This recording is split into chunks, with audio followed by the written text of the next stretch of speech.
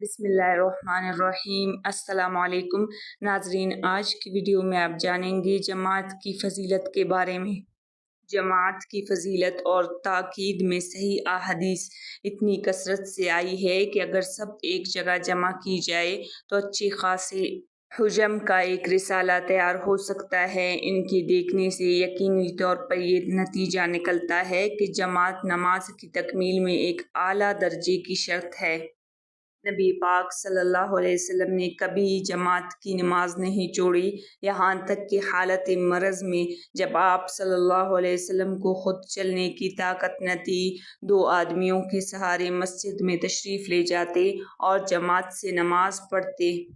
ناظرین، جماعت چھوڑنے والے پر آپ صلی اللہ علیہ وسلم کو سخت غصہ آتا تھا اور ترک جماعت پر سخت سے سخت سزا دینے کو آپ کا جی چاہتا تھا۔ بلا شبہ شریعت محمدیہ میں جماعت کا بہت بڑا اہتمام کیا گیا ہے اور ہونا بھی چاہیے، کیونکہ نماز جیسی عبادت کی شان بھی اسی کو چاہتی ہے کہ جس چیز سے اس کی تکمیل ہو وہ بھی تاکید کے اعلیٰ درجے پر پہنچا دیتی ہے۔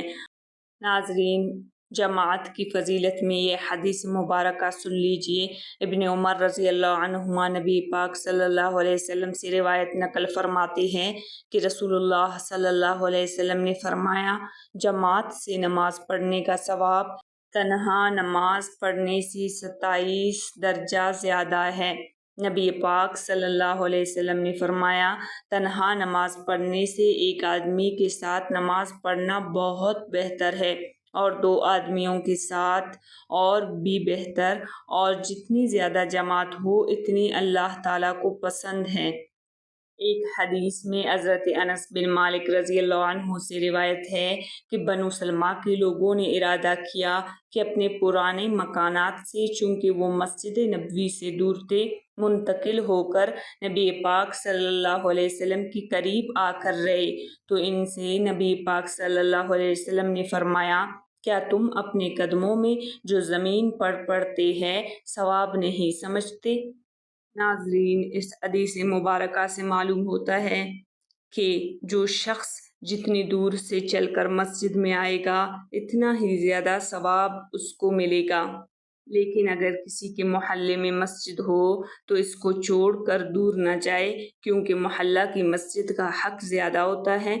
ایک حدیث میں نبی پاک صلی اللہ علیہ وسلم نے فرمایا، جتنا وقت نماز کے انتظار میں گزر جاتا ہے وہ سب نماز میں شمار ہوتا ہے۔ نبی پاک صلی اللہ علیہ وسلم نے ایک روز عشاء کے وقت اپنے ان اصحاب سے جو جماعت میں شریک تھے فرمایا کہ لوگ نماز پڑھ کر سو گئے اور تمہارا وہ وقت جو انتظار میں گزرا سب نماز میں شمار ہوا۔ ناظرین، ایک اور حدیث میں حضرت عثمان رضی اللہ عنہ سے روایت ہے کہ نبی پاک صلی اللہ علیہ وسلم نے فرمایا، جو شخص عشاء کی نماز جماعت سے پڑھے اس کو آدھی رات کی عبادت کا ثواب ملے گا، اور جو عشاء اور فجر کی نماز جماعت سے پڑھے اسے پوری رات کی عبادت کا ثواب ملے گا۔